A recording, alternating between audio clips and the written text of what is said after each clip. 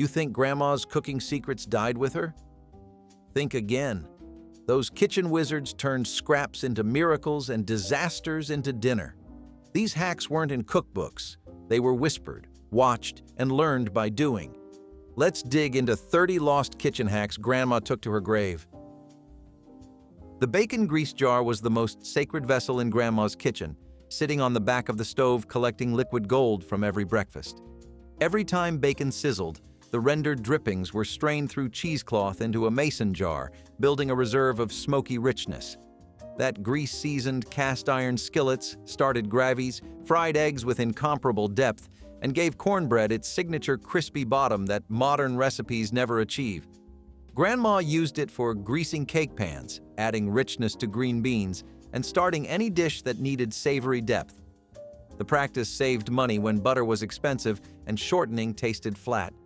Children watched mothers reach for that jar instinctively, understanding nothing went to waste. Today's cooks toss bacon fat down the drain, never knowing they're discarding the ingredient that made grandmother's cooking taste like home. The bread heel trick for keeping brown sugar soft was grandmother's clever solution that cost nothing but solved everything. Brown sugar turned into a brick within days of opening, requiring a hammer to break apart. Grandma simply dropped a bread heel, the end piece nobody wanted anyway, into the container and sealed it tight. Within hours, rock-hard sugar transformed into soft, scoopable sweetness. Bread released moisture slowly, rehydrating the molasses coating without making sugar wet or clumpy. This hack turned kitchen scraps into problem solvers, using unwanted bread ends children pushed aside. Some grandmothers used apple slices or orange peels instead, adding subtle flavor while restoring texture. The trick worked for weeks, keeping sugar ready for cookies and oatmeal. Modern cooks buy expensive terracotta discs, never knowing a simple bread heel could solve the problem. Cast iron seasoning secrets were guarded knowledge that grandmothers demonstrated through decades of daily cooking rather than explaining outright. Those black skillets, passed down through generations, developed surfaces so slick that eggs slid around without a drop of oil needed. Grandma never used soap on her cast iron, just hot water, a stiff brush, and immediate drying over a warm burner to prevent rust. After every use, she rubbed a thin layer of lard across the entire surface while still warm, building layers of polymerized fat that created natural non-stick protection better than any factory coating. She knew acidic foods could strip seasoning and cook tomatoes elsewhere. She understood slow heating prevented warping. These skillets outlasted every fancy coated pan store's sell, working better each passing year. The tragedy is how many perfectly seasoned pieces sit neglected in estate sales because new generations never learned their proper care. Butter wrappers saved for greasing pans represented Grandma's understanding that nothing useful should ever hit the trash bin. Every time she unwrapped butter, that waxy paper went into a refrigerator container, accumulating until needed. When pans required greasing, Grandma rubbed residual butter across surfaces with perfect economy. The thin coating was exactly right, enough to prevent sticking without excess fat making baked goods greasy or cookies spread too thin. Children learned to save wrappers automatically. The practice meant never dirtying a brush or wasting whole butter pats on greasing duties. Those wrappers worked better than cooking sprays because they left no chemical aftertaste and created even coverage. During wartime rationing, when butter was precious, this became essential survival knowledge. Today, we throw away perfectly good wrappers without a second thought. Adding a pinch of coffee grounds to gravy was grandmother's secret weapon for achieving deep, mysterious richness that made Sunday dinners unforgettable. Nobody could identify what made her gravy different. Darker, more complex, with savory depth that lingered. A tiny spoonful of unused grounds stirred into pan drippings before adding flour created gravy that tasted like it simmered for hours. Coffee didn't make gravy taste like breakfast. It enhanced meaty, roasted flavors while adding professional-looking color. This worked especially well with beef and pork gravies, where slight bitterness balanced meat-fat richness. Grandma learned it from her mother during hard times when stretching flavor meant stretching resources. The grounds also helped thicken gravy slightly. Modern recipes never mention this addition, leaving cooks wondering why their results taste flat compared to Grandma's legendary version. Onion skins for dyeing Easter eggs produced colors that store-bought tablets could never match: deep amber, rusty brown, and burnished gold that looked like treasures. Grandma saved yellow and brown skins for weeks before Easter, stuffing them into paper bags. Eggs wrapped in those papery skins, secured with rubber bands, then simmered gently in water with vinegar to help color adhere. Results were stunning natural marbling effects, each egg emerging unique. Some grandmothers pressed small leaves against shells before wrapping, creating botanical prints impossibly delicate. Red onion skins produced lavender tones, while yellow created deep golds. This connected families to centuries of tradition when synthetic dyes didn't exist. The eggs were completely safe since onion skins were food grade. Children gathered watching eggs transform, learning patience and appreciating beauty from simple natural sources. Vinegar added to poaching water was the difference between restaurant-quality poached eggs and stringy disasters. Grandma's eggs held together in perfect teardrops, whites wrapped snugly around golden yolks without wispy tentacles floating everywhere. Her secret was splashing white vinegar into simmering water before cracking eggs into the pot. The acid caused whites to coagulate faster, setting the outer layer before it could drift apart. This created compact, beautiful eggs rather than ragged messes. The amount didn't need to be precise. A tablespoon or two per quart was plenty, and vinegar flavor cooked away completely. Grandma also swirled water gently before dropping eggs, creating a vortex helping whites wrap around yolks. She knew to use the freshest eggs since older ones had thinner whites that spread regardless. This simple addition transformed a frustrating task into something achievable. A pinch of salt in coffee was Grandma's answer to bitter brews that made faces pucker and stomachs clench. She didn't add sugar to mask bad coffee. She prevented bitterness with a few grains of salt added to grounds before percolating. Salt ions blocked taste receptors perceiving bitterness, allowing coffee's natural sweetness and complexity to shine. This worked especially well with cheaper blends and older beans that lost freshness, turning mediocre coffee into something smooth. During the Depression, when families couldn't afford quality beans, this trick made every pot palatable without expensive cream or sugar. Grandma added salt so instinctively she never measured. Just a pinch between fingers dropped into the basket. Visitors commented on how smooth her coffee tasted, never guessing the secret in the salt shaker. Modern baristas rediscovered this technique, but for decades it lived only in Grandmother's muscle memory. Wrapping green tomatoes in newspaper for ripening extended tomato season weeks past first frost, turning potential waste into winter abundance. When cold threatened gardens, Grandma harvested every tomato, regardless of color. Each was individually wrapped in newspaper, not plastic, never touching each other, and stored in basement boxes. Paper trapped ethylene gas tomatoes naturally produced while ripening, concentrating it around each fruit to speed the process. Separation prevented one spoiling tomato from affecting neighbors. Every few days, Grandma checked her stash, pulling newly reddened tomatoes for immediate use while leaving green ones to continue transforming. This provided fresh tomatoes well into November, when grocery store varieties tasted like cardboard. Children helped with wrapping, learning the harvest didn't end when weather turned cold. That newspaper became packaging extending the garden's gifts for weeks beyond its natural season. Flour sack towels served purposes modern kitchen linens simply cannot match, and Grandma kept stacks for every task imaginable. These weren't purchased. They came from fabric bags that flour and sugar were packaged in. The cotton was tightly woven, lint-free, and incredibly absorbent, perfect for straining homemade cheese, covering rising bread dough, and drying dishes without streaks. Grandma bleached them white for kitchen use, but some women sewed printed versions into children's clothing and quilts. The towels improved with washing, becoming softer over years rather than falling apart like paper towels. They could be sterilized with boiling water for canning season and wrapped around delicate items for storage. When one finally wore thin, it became a cleaning rag, then patches for other towels.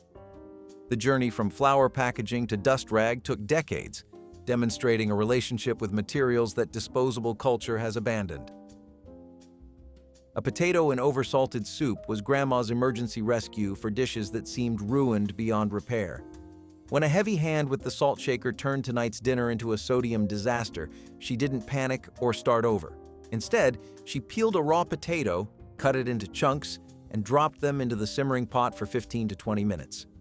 The potato absorbed excess salt like a sponge, pulling the harsh flavor out of the broth while adding subtle starch that improved the soup's body. Once the potato chunks turned translucent and soft, she fished them out and discarded them, leaving behind a perfectly balanced soup. This trick worked for stews, sauces, and any liquid-based dish that had gone too salty. The science was simple absorption, but the result felt like kitchen magic. Grandma kept this remedy ready because mistakes happened, and throwing away food was never an option when budgets were tight and groceries didn't come easy.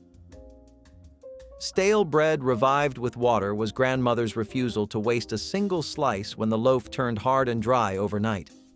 Instead of tossing it for the birds or grinding it into crumbs, she ran the entire loaf quickly under the faucet, letting water dampen the crust without soaking through to the center. Then she wrapped it tightly in foil and placed it in a hot oven for 10 minutes. The bread emerged soft, warm, and steaming as if freshly baked that morning. The water turned to steam inside the foil, rehydrating the crumb while the crust crisped up perfectly. This trick worked for rolls, baguettes, and any yeast bread that had dried out on the counter. Children couldn't tell the difference between revived bread and fresh, and families stretched their grocery dollars further. The technique represented Grandma's fundamental belief that food deserved respect and second chances before being discarded. Wooden spoon across the pot prevented boilover disasters that left stovetops covered in starchy foam and required hours of scrubbing. Grandma laid a wooden spoon horizontally across the top of any pot cooking pasta, rice, or potatoes, and somehow the water never climbed over the rim. The science involved temperature differences. Wood doesn't conduct heat like metal, so bubbles contacting the cooler spoon popped before they could cascade over. The dry surface also burst the foam's surface tension.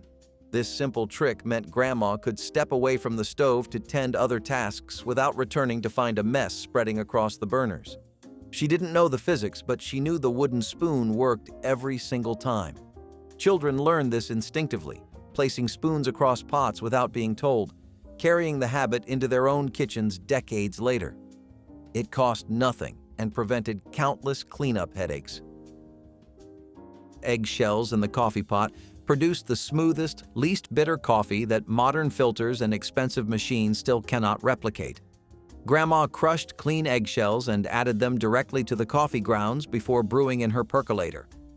The calcium carbonate in shells neutralized coffee's acidic compounds, while the shells themselves attracted and trapped bitter sediments that would otherwise cloud the brew. The result was remarkably clean-tasting coffee with a mellow smoothness that seemed almost creamy. This technique dated back generations when coffee was often coarse ground and percolators were the only brewing method available. Grandma saved shells specifically for this purpose, rinsing and drying them before crushing.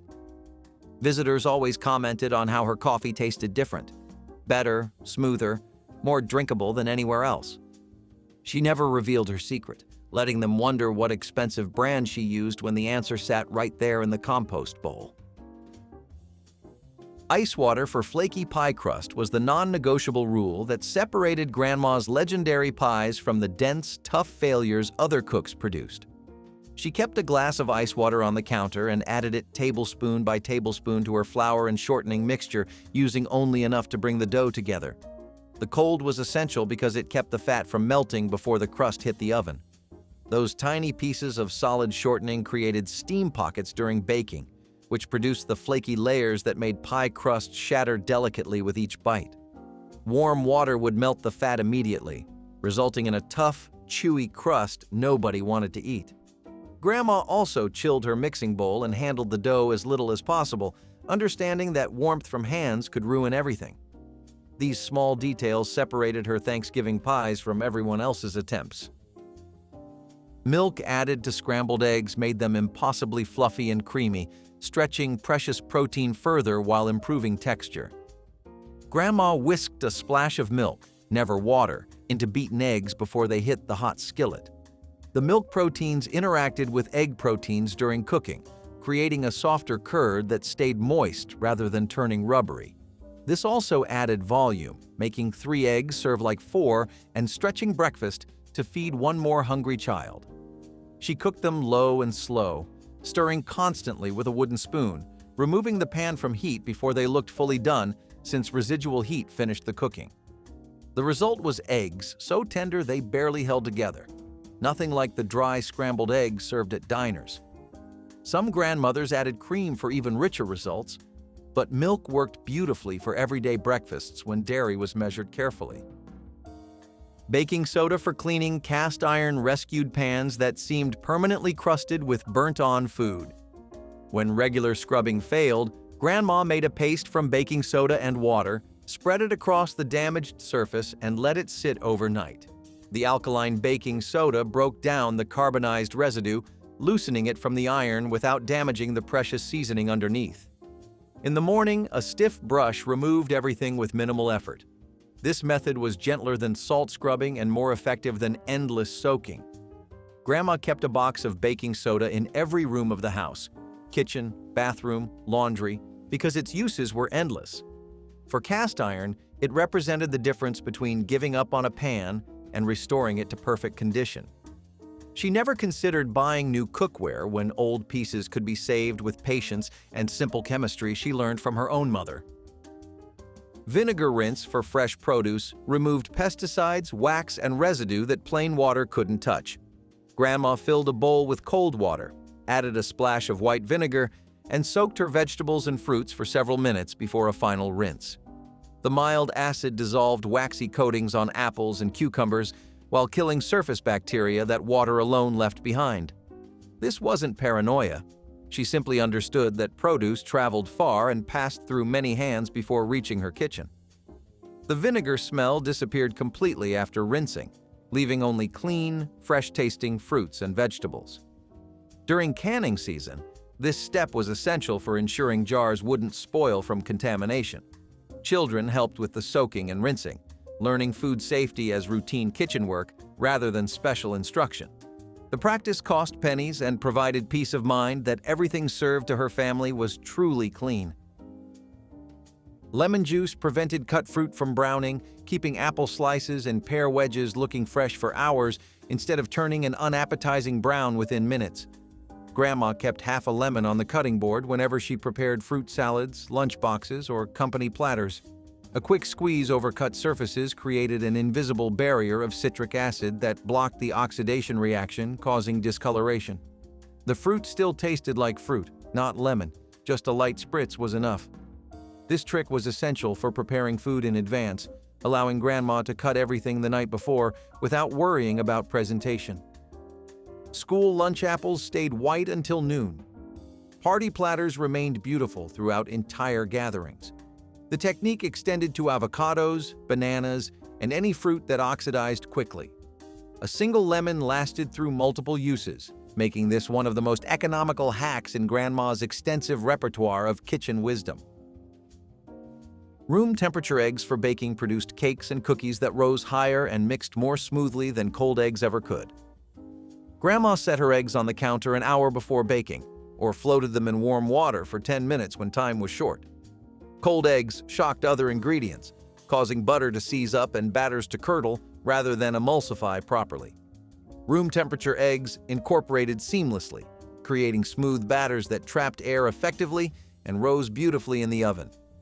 The difference between a dense, flat cake and a tall, tender one often came down to this single detail. Grandma's cakes had a reputation in the neighborhood, and visitors never understood why their own attempts fell short. The secret was patience and temperature.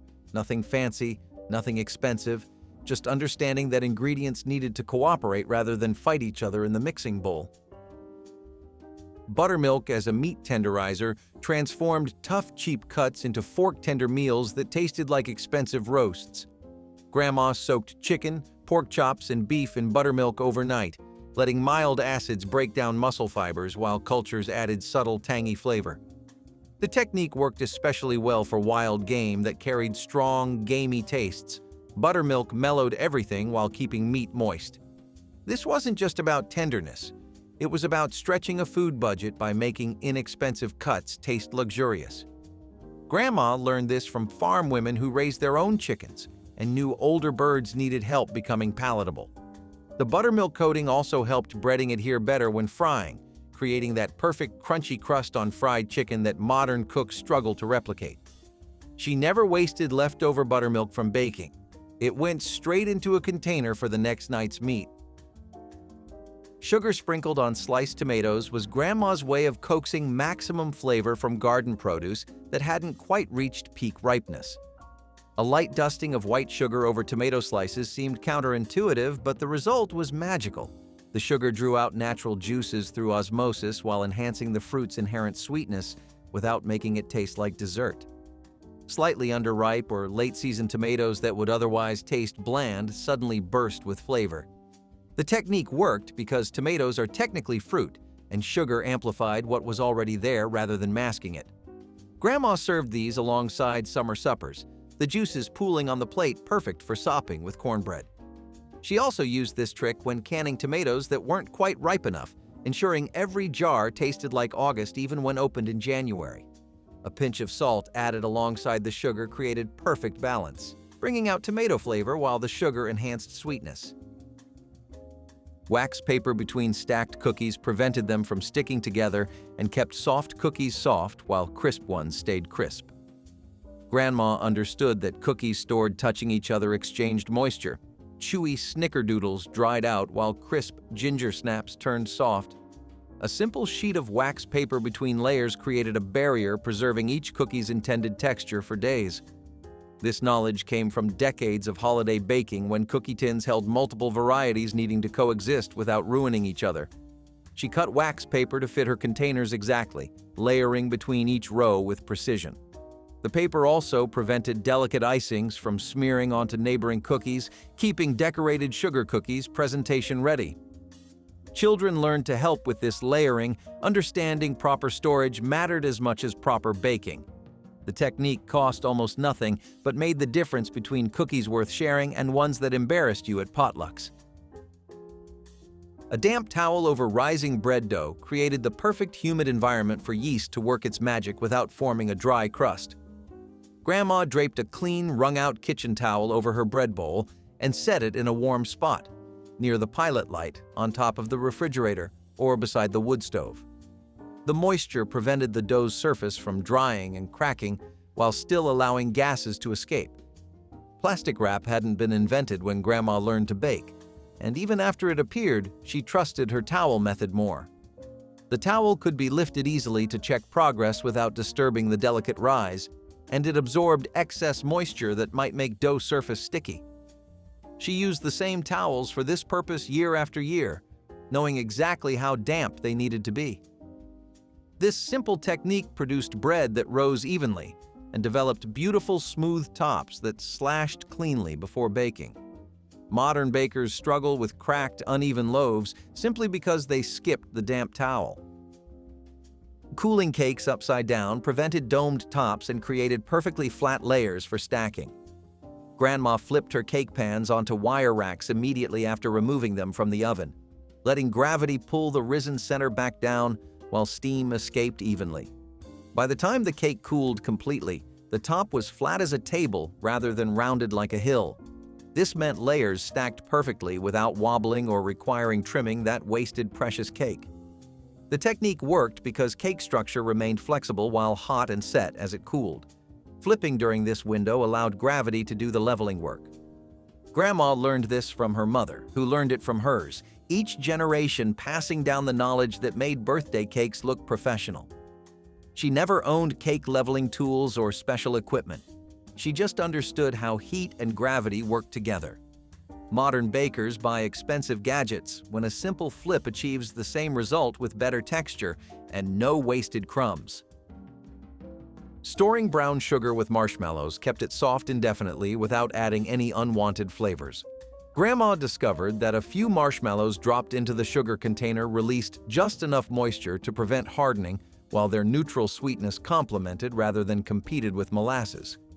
Unlike bread heels that could mold or apple slices that eventually dried out, marshmallows lasted for months doing their job.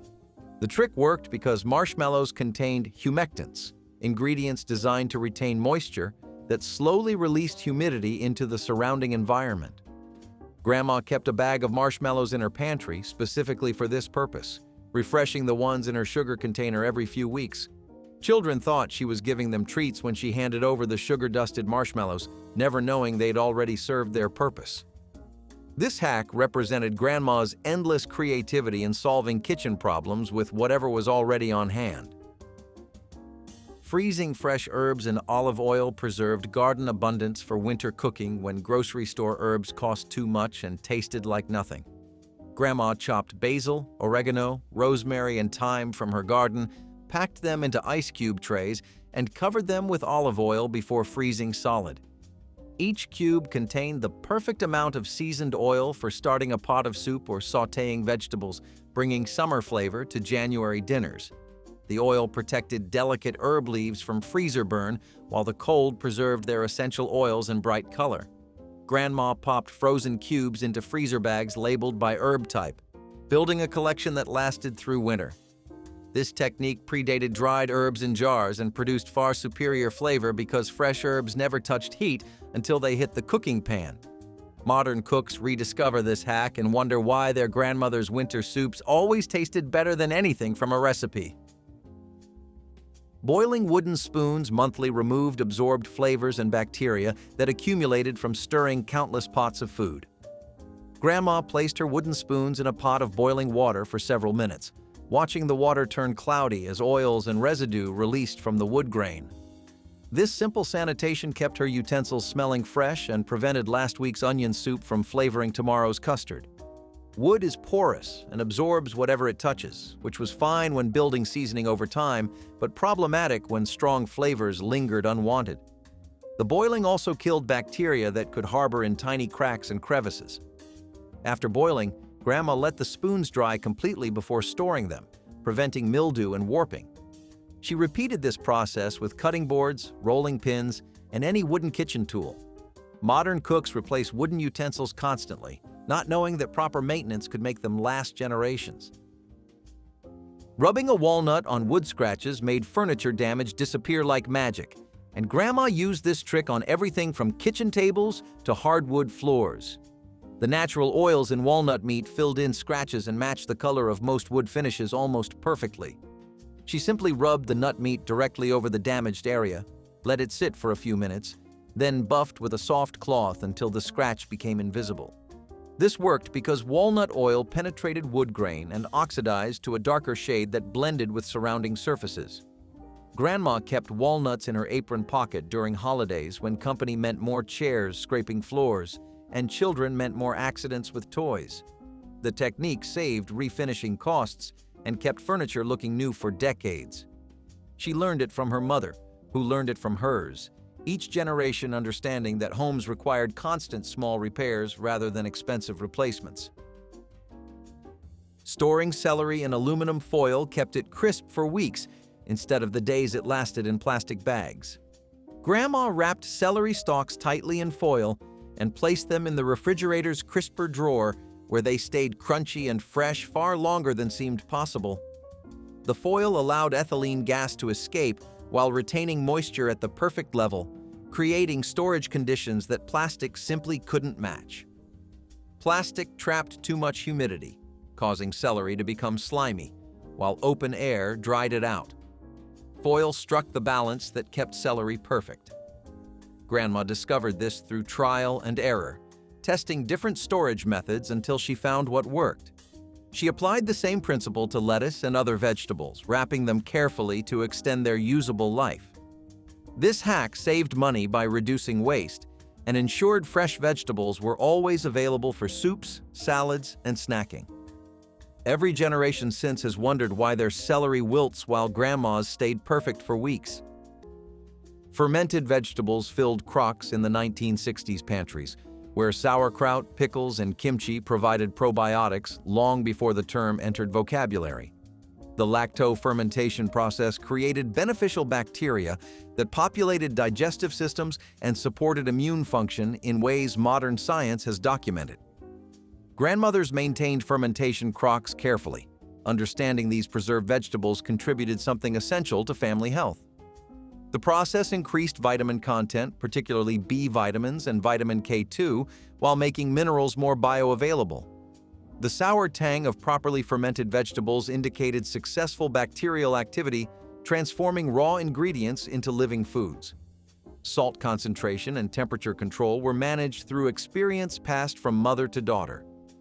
When pasteurized canned vegetables and refrigeration made fermentation seem unnecessary, living foods largely disappeared from American tables.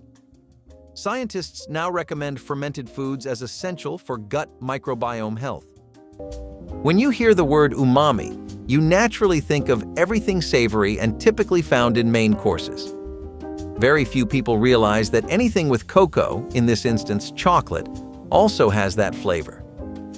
So what is the best way to bring it out of your chocolate? Adding some soy sauce into it can really intensify it because of the saltiness from the sauce. Try this out the next time you bake a cake, truffles, or even cookies and brownies. We know they do not seem like they would go together, but very few things look like a perfect pair until you put the combo into practice. And this is a tried and true one after all. Butter curlers were another little trinket that saw a lot of use in most households, thanks to the simple benefits of life it would let you enjoy, like very pretty-looking butter. Some home chefs were much more focused on presentation, decoration, and maintaining the ambiance with the look of their food than others. They always had butter curlers handy because at formal meals or dinner parties, this elevated the entire mood because of how good it could make your food look. Homes that had hosting and entertaining as a priority always had curlers around, and nowadays some still use them because of the flexibility it gives you. With butter curlers, you could get more controlled and moderate curls of butter out instead of large spreads that really burned through your stock and had you running to the grocers again and again. I bet you never thought of adding rice to your salt shakers to help keep the salt fresh and make sure it doesn't stick together, but it really does work. See, salt is good at absorbing moisture, but that doesn't mean that neat little property that we've discussed so much throughout this video doesn't come with some serious side effects. Salt ends up clumping together exactly because it's so good at keeping moisture in. And what's good at absorbing moisture from other things? Rice. Rice is amazing at doing this. It can even take it in from the air, so taking away some excess moisture from salt doesn't mean a thing to the tried and tested unit that is rice. As far as grains go, this one really comes in handy in all kinds of ways. Those large chunks of salt are really difficult to break apart any other way, but if you just throw in some rice into your result shaker, you'll find a world of convenience you didn't even know existed, and it was sitting under your nose all along. Something that is ridiculously common in Southeast Asian households in America, but a little less known to natives of Uncle Sam's residence, is that rinsing your rice with water can do wonders for any dish. Literally, any dish that involves even the slightest hint of rice.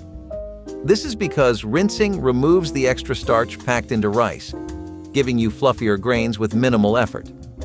If you are the type of person who enjoys their rice soft, airy, and mushy, then this is one kitchen hack you need to try. This time, you can thank brown grandmas for passing it on to the mainstream. Even culinary scientists like Matt Slem vouch for this. And just like with sticky pasta, nobody enjoys eating sticky rice. Baking soda scrubbing cleaned 1960s kitchens where this simple powder tackled grease, stains, and odors without toxic chemicals or expensive products. The mild abrasiveness removed stuck food without scratching surfaces, while alkaline chemistry neutralized acidic stains and cut through grease. Modern chemistry confirms sodium bicarbonate's gentle mechanical action, combined with its ability to saponify fats, makes it ideal for cleaning. The same box that deodorized refrigerators also scoured sinks, polished silver, and freshened carpets throughout the house. Grandmothers made paste with water for stubborn stains, sprinkled powder for daily cleaning, and added it to laundry for brighter whites. The complete absence of toxic fumes meant cleaning could happen while children played nearby. When commercial cleaners promised specialized formulas for every surface, baking soda retreated to baking alone. Environmental scientists recommend returning to this versatile powder, warning that commercial cleaners contain harmful chemicals. Actually, let's go back to rice for a bit. Some people do, in fact, like sticky rice. Though they were a minority back in the days of our grandparents, they have become quite a vocal group nowadays. That is why tricks that our grandmas invented, like cooking rice in coconut milk, are making a sharp comeback, because people finally decided not to sleep on thick and creamy rice.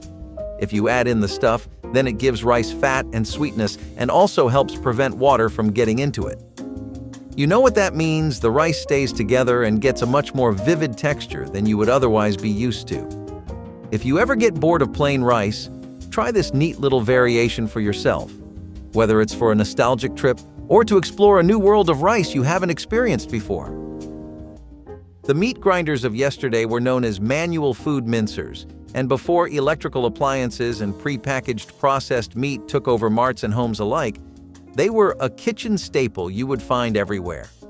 Manual food mincers let any kind of family enjoy most kinds of food, like meat, veggies, and dry nuts as well. You could have ground meat or minced, which let them make sausages and burgers, steaks, or pâtés. So you could open up access to dumplings for dinner or a cookout with homemade burgers.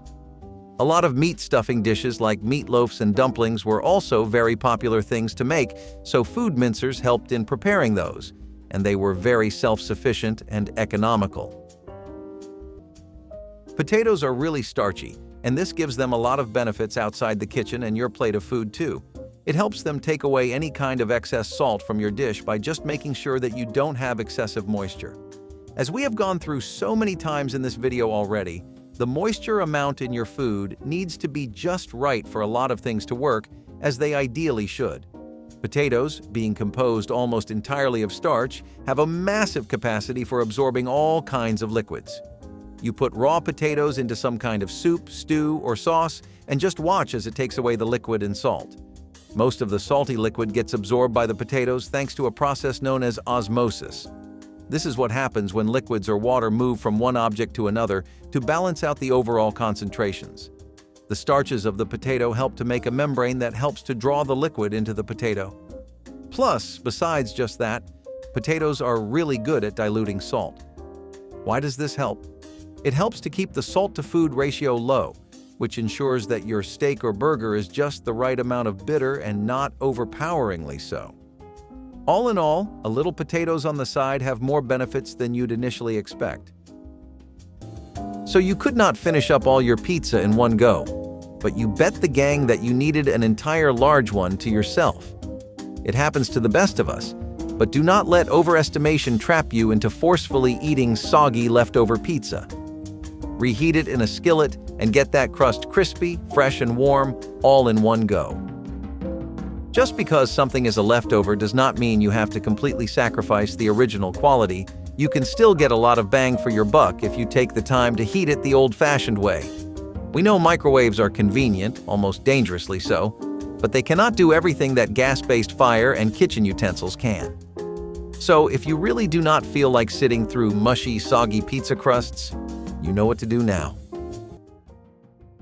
Raw honey treatments for wounds and burns were common knowledge in 1960s, households where this golden substance served as first aid before modern antiseptics became standard. The antibacterial properties derive from hydrogen peroxide production, low moisture content, and acidic pH that create environments where pathogens cannot survive. Modern medical research validates this remedy so thoroughly that medical-grade honey products are now used in hospitals for treating diabetic ulcers and antibiotic-resistant infections. The osmotic effect draws moisture from bacterial cells while providing protective barrier that keeps wounds clean. Grandmothers applied honey to minor cuts, scrapes, and kitchen burns, covering them with clean cloth. The sticky consistency kept dressings in place while preventing contamination. When pharmaceutical antiseptics promised scientifically formulated protection, honey seemed like folk medicine.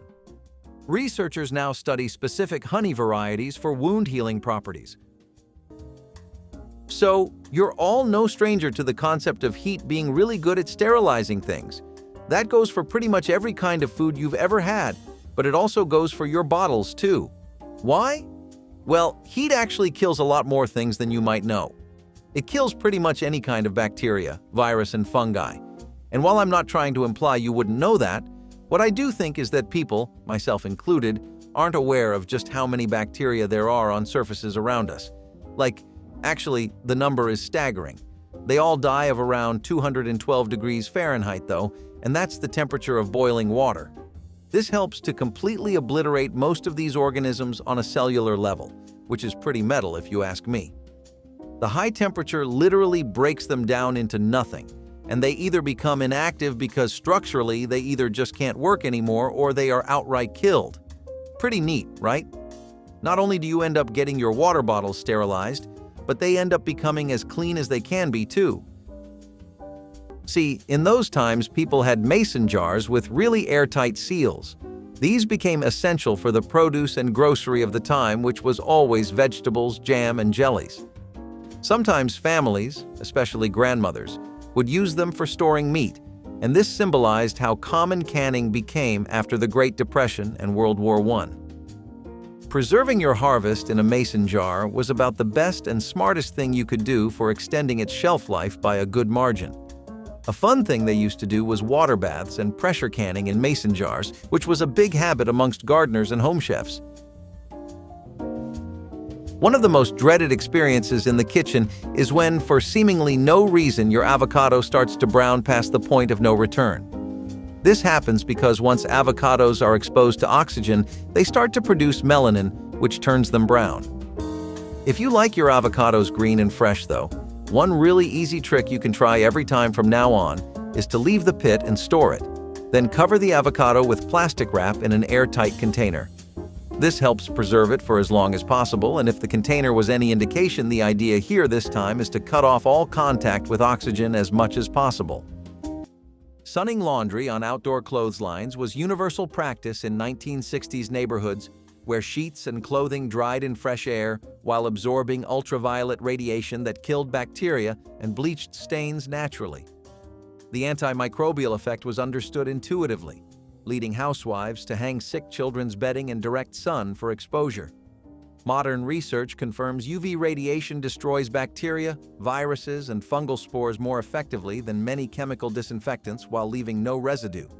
The natural bleaching removed stains without chlorine, preserving fabric integrity while achieving brightness chemical bleaches could not match.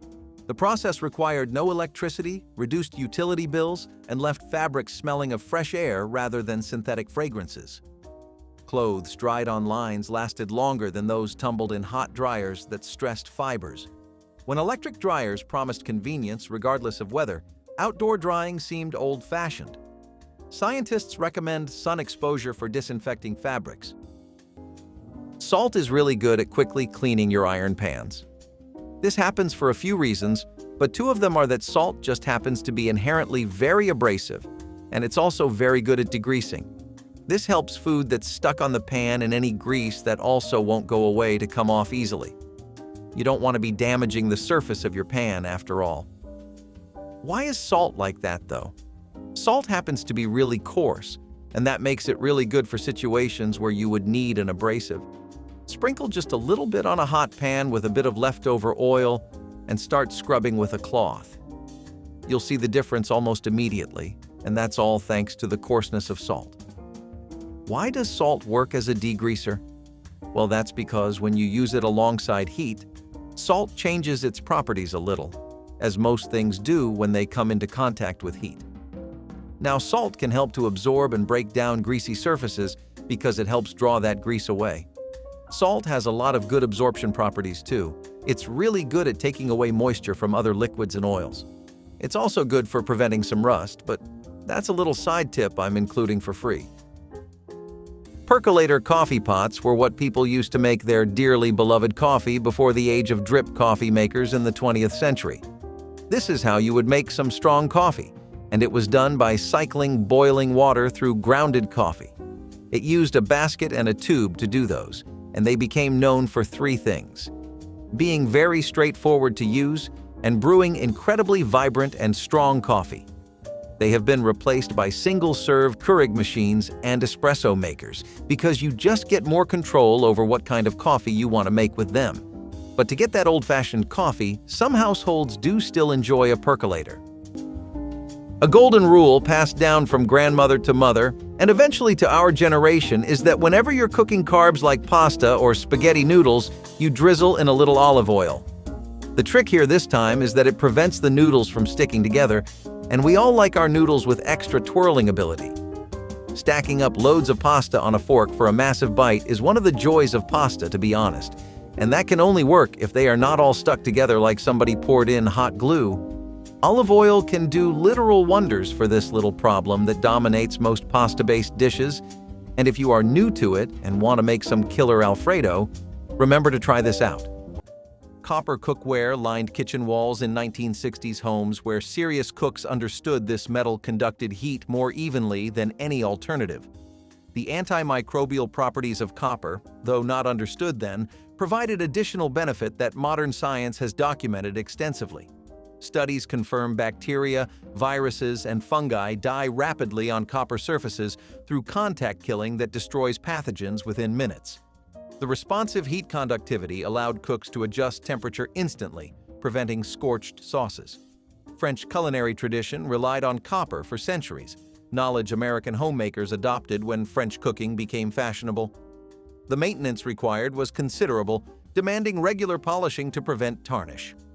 When stainless steel and non-stick coatings arrived promising easier care, copper retreated to decorative status. Scientists now install copper surfaces in hospitals to reduce infection rates, validating kitchen intuition of generations past. Pre-freezing pies really helps before you delve deep into that baking rabbit hole, and it's for two reasons. You get a much flakier crust, which I'm assuming is something you want, and the fillings also stay really even, which I know you want. So, there are some sciencey reasons behind why this happens, and we'll definitely be getting into them. But if you're here for the too long, didn't read the version, then basically, moisture control, temperature regulation, and it helps keep the fat. Now, for the actual explanation. So, pie dough has a lot of cold fat, and that's what helps make that really flaky texture in the first place. Pre-freezing helps to solidify that fact and make sure the fat remains as solid as it can be, and the fat hopefully maintains its structure too. Plus, when you usually bake a pie without freezing it, the soft, soggy, and moist filling can keep the bottom crust really soggy. And this is a problem because you always want a firm base for your pie. The cold temperature of a pie that's been pre-frozen is an entirely different ballgame, though. This helps slow the process down in the oven, and overall, the fat at the bottom of the dough solidifies before the filling has a chance to soften it up. The filling itself is also getting more set and firm, and that's because being frozen helps keep it in a solid state, which helps make sure that it cooks more evenly. So, just a small trip in the freezer can give your pie the pick-me-up it needed, huh? For the day. Speaking of turnoffs, something that detracts from all the maritime goodness fish has to offer is that offensive odor that tends to come with most seafood you will catch. Funnily enough, soaking your fish in milk can quickly eliminate that issue. Look, there is no easy way to say it. It stinks, and it stinks bad.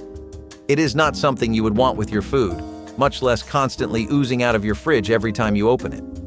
Grandmas did know that fish is too essential of a superfood to just cut out of the diets of growing healthy kids, though. Naturally, they did what they do best and scoured the ends of the culinary world looking for a way to solve the problem. The answer was always much closer to them than they would think, almost right under their nose. When you soak fish in milk for about 20 minutes, it bonds with the protein in the milk and the compounds in the fish responsible for that ghastly smell stick with the beverage afterwards. When you extract it, you get a clean-tasting fish with none of that ridiculous funk.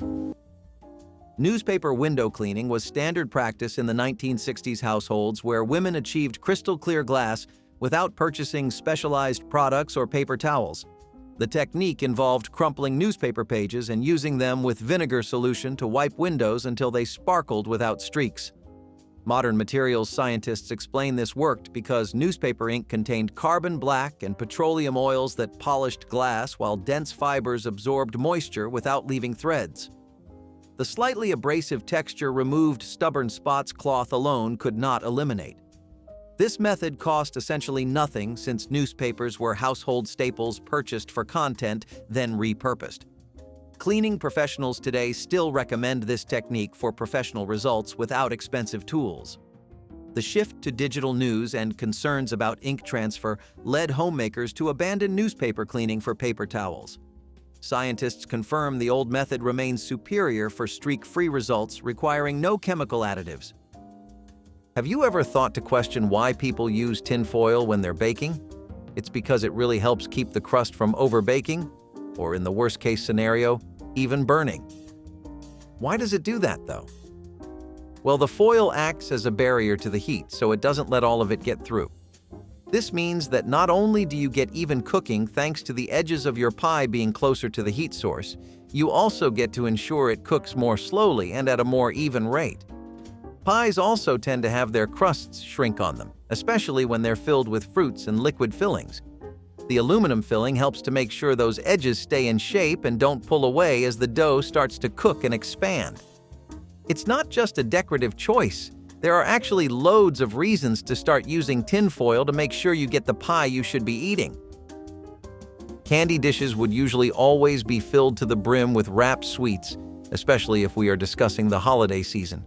As soon as you had October roll around, people would start preemptively planning their best Halloween ideas and what candies they were going to get to fill up the dishes this year. Many even had really decorative designs to them, like colorful or cut glass and spooky patterning. It was all a part of setting up the vibe of your home back in the day. Going out shopping for new and in-style candy dishes is a thing of the past now. But when people engaged in this activity, it was a bonding event for families. So was emptying those dishes every week, by the way. How do we spice up meatballs, which are essentially the bread and butter of American homemade dinners? How many times have we all come home to spaghetti and meatballs in the fridge or eaten the leftovers for breakfast the next day? Enough times that putting some effort into varying the dish up or taking it up a few levels seems to be worth the time and energy. Luckily, this hack takes neither time nor effort away from you because it is a one-stop shop for all your meatball needs. You only need to add in a few raisins to your meatballs, and that gives it this really subtle sweetness that changes the entire flavor profile up to the point where you may be wondering why nobody ever told you about this before. Do not thank us. Thank the grandmas that invented the hack. Lard rendered from pork fat was the primary cooking fat in the 1960s kitchens, where it produced flaky pie crusts, crispy fried chicken, and vegetables with rich, satisfying flavor. Nutritionists warned against animal fats, promoting vegetable oils and margarine as healthier alternatives that would prevent heart disease. Decades of research have reversed this guidance, revealing natural saturated fats like lard are more stable for cooking than polyunsaturated vegetable oils that oxidize under heat. Lard contains high levels of vitamin D when pigs are pasture-raised, a nutrient difficult to obtain elsewhere. The fat also contains oleic acid, the same heart-healthy monounsaturated fat found in olive oil. Home-rendered lard from local butchers contained no trans fats, unlike hydrogenated vegetable shortenings. Pie crusts made with lard achieved tender flakiness that butter could not match due to its unique crystalline structure.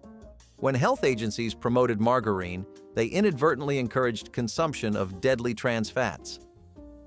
Cloth bags can actually help your cheese age just right, and I bet that sounds like a really weird mix to you, but it's as legitimate as a mix can be. The right conditions for aging all happen inside the wonderful confines of a cloth bag, so you have that for one. Basically, to age cheese and to age it properly, you need three different things. You need moisture that's regulated, and you need a lot of air circulation. None of that means anything if your environment isn't clean, so you need to be able to prevent contamination as well as you can. Moisture regulation is really important because as it keeps aging, then cheese starts losing moisture. Cloth bags, on the other hand, are made of really breathable material and help moisture to evaporate a bit more slowly so that the cheese doesn't get too dry. Cheese aging also helps keep air balanced since the cloth bag is really porous. All those tiny little openings help air to flow around the cheese, which you really need for the health of the rind. It helps for those helpful little bacteria and molds that you find on cheese to grow. Some of those microorganisms don't deserve to die in a heat death. They make your burger a lot better. Third of all, the bag itself just works as a natural barrier against any kind of dirty substance, insect, or material. All in all, you get a perfect vibe for your cheese. Butter dishes with lids were something that you would find in almost every household. Just like you would walk in most homes today and expect to find a coffee maker or a deep fryer, back then, in the age of our grandparents, butter dishes were very popular ways of storing the spread. You would keep them at room temperature instead of in the fridge, so they were always soft and spreadable, and you would protect them from any dirt. These existed even before the time of accessible and affordable refrigeration, and they were made from glass or ceramic. Usually, they would be pretty fashionable too, with lots of unique designs and ornate detail put into them. Speaking of fridges, how did people preserve things before they came around? Because keeping everything in a prison of ice was not ideal either. Just like breadcrumbs have become synonymous with providing the perfect golden, crunchy exterior, crushed cornflakes have the same reputation from our grandparents' days. Most things you would add this to, like chicken fillets or strips, would get significantly more crunchier and crispier, and the coating did not taste as much like cereal as you are thinking it would. It actually just tasted like pretty good skin, the kind that crumbles and falls apart in your mouth as you bite into it. Probably the biggest benefit of your grandma cooking things up this way was that it really cut down on the grease factor. That can leave even the most loyal, crispy chicken lover feeling bloated, oily, and a little turned off for the day. Bone broth simmering on back burners was constant in 1960s kitchens, where frugal cooks threw nothing away and extracted every nutrient from chicken carcasses and beef bones. The slow extraction released collagen, gelatin, and minerals, including calcium and magnesium, into rich golden liquid that formed the base for soups. Modern nutritional science validates this practice, confirming bone broth contains amino acids like glycine and proline that support gut health and reduce inflammation. The gelatin helps heal intestinal lining, a benefit functional medicine practitioners now prescribe for digestive disorders. Grandmothers simmered bones for 24 hours, achieving maximum extraction without understanding the chemistry. The broth was given to sick family members and nursing mothers needing easily digestible nutrition. When canned soups and bouillon cubes promised convenience, homemade bone broth seemed unnecessarily time-consuming. Today, it sells for premium prices while scientists confirm its superior profile. Okay, so you don't have any string to slice your cake with, and your knife just isn't sharp enough to make the cut, literally. What do? Would you believe me if I said that soap bars actually help sharpen your knives? While they'll never help do the job as well as a sharpening rod or some kind of whetstone, they can work as a last resort in a tricky situation where you really need just a bit more of an edge. Again, literally. The reason soap bars are so good for this is because of a combination of a few things we've discussed so far in the video and a few things that we haven't. So, basically, soap bars are lubricating, and you all know that. The soap helps cool down the blade by reducing the overall friction, and while you'd think this is counterproductive to sharpening, it really just means that smoother sharpening can happen since the blade doesn't overheat. This helps preserve the overall standard of your steel. So, soap isn't really that abrasive, but it is slightly abrasive, and this helps sharpen the blade just a little bit thanks to the really gritty particles you find in most bars. It also helps clean the knife, obviously, and that can really help restore some of the edge of the blade. While I bet you had no idea any of this was possible, now you know soap bars are officially in your list of things that help keep that knife cutting edge. Okay, I'm sorry, that's the last one. Speaking of turnoffs, something that detracts from all the maritime goodness fish has to offer is that offensive odor that tends to come with most seafood you will catch. Funnily enough, soaking your fish in milk can quickly eliminate that issue. Look, there is no easy way to say it. It stinks, and it stinks bad. It is not something you would want with your food, much less constantly oozing out of your fridge every time you open it. Grandmas did know that fish is too essential of a superfood to just cut out of the diets of growing healthy kids, though. Naturally, they did what they do best and scoured the ends of the culinary world looking for a way to solve the problem. The answer was always much closer to them than they would think, almost right under their nose. When you soak fish in milk for about 20 minutes, it bonds with the protein in the milk and the compounds in the fish responsible for that ghastly smell stick with the beverage afterwards. When you extract it, you get a clean-tasting fish with none of that ridiculous funk. Vinegar cleaning solutions dominated 1960s households where thrifty homemakers mixed white vinegar with water for everything from windows to floors without reaching for commercial products. This simple acid cut through grease and grime while leaving surfaces streak-free in ways expensive cleaners often failed to match. Modern testing confirms that vinegar's acetic acid kills common bacteria, including E. coli and Salmonella, validating what grandmothers knew from experience. The solution was safe around children and pets, leaving no toxic residues on surfaces where food was prepared. Windows cleaned with vinegar and newspaper dried without filmy residue that commercial sprays left behind. The sharp smell dissipated quickly, unlike synthetic fragrances that triggered allergies. Homemakers added essential oils like lemon for pleasant scents while boosting antibacterial properties. When aerosol sprays flooded shelves, vinegar retreated to salad dressings. Scientists warn many commercial cleaners contain harmful chemicals. Besides the obvious reason for recycling and reusing things to avoid any unnecessary spending, these tins were also significantly durable and lasted a long time.